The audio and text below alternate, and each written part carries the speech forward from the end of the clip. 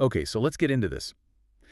When you think of a cable, you're probably just thinking of, the tangled mess behind your TV. Right. That's what comes to mind for most people. But today, we're looking at something completely different. It's a less of a simple wire and more like a nervous system for an outdoor setup. We're talking about the NTI E-2WO-1000.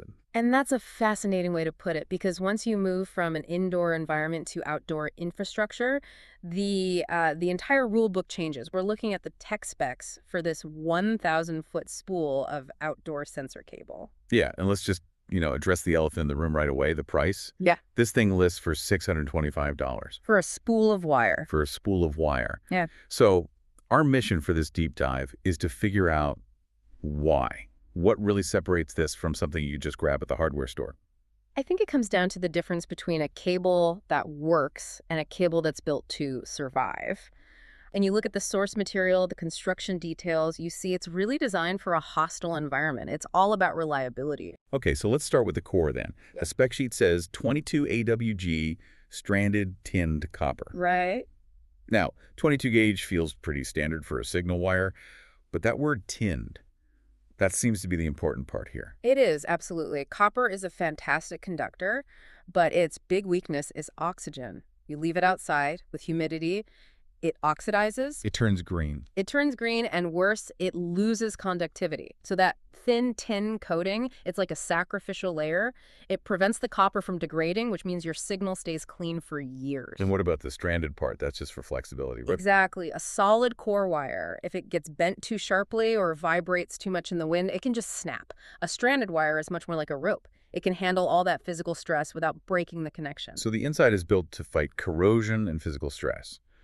But the product listing puts a lot of emphasis on the outside, the sunlight-resistant gray PVC jacket.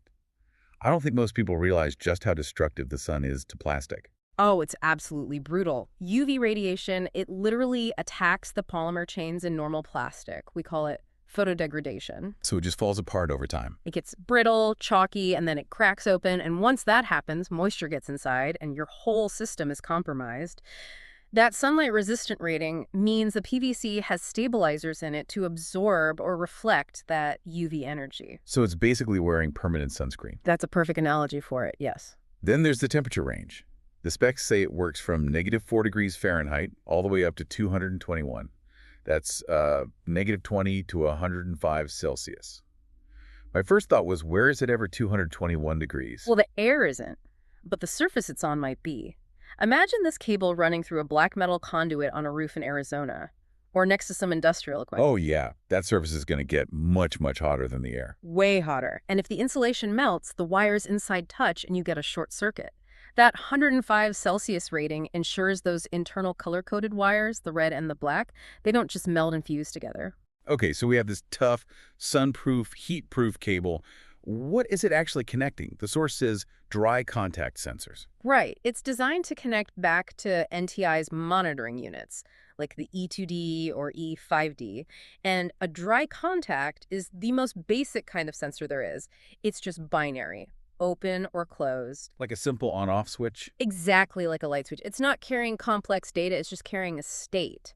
Is a door open? Is there a water leak? Is the generator on? Simple yes or no questions. Which brings us back to that massive length. I mean, we're focused on the 1,000-foot spool, but the source shows you can get this in lengths as short as 3 feet. And that scalability is critical for these kinds of projects. You're not just buying wire, you're buying a reliable signal path. It doesn't matter if the sensor is 3 feet away from the unit or, a quarter mile across a campus.